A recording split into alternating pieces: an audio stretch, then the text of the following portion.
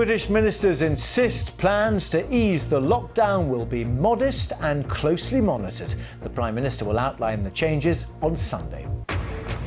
Jobless and homeless, with 33 million Americans now unemployed, New York's subway is a haunting symbol of the pandemic impact.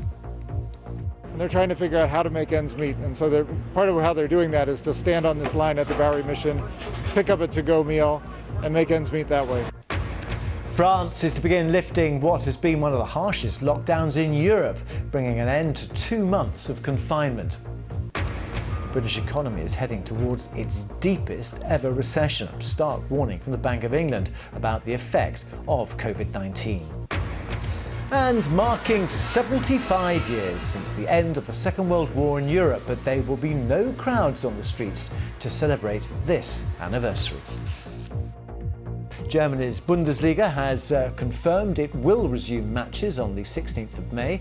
It's the first of the major European football leagues to start again after suspending games during the pandemic.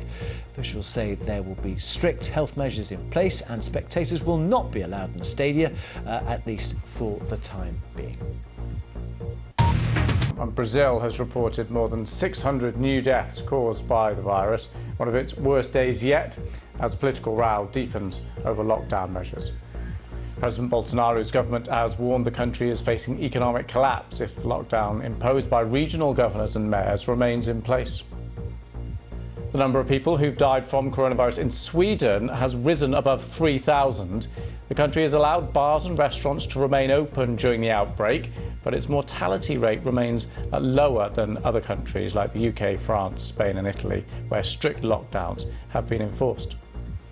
And the Lebanese government is allowing people to worship in mosques and churches again from today, after nearly 2 months of lockdown. But worshippers will have to wear face masks and gloves and observe social distancing. It means mosques will be limited to 30% of their usual capacity during Ramadan.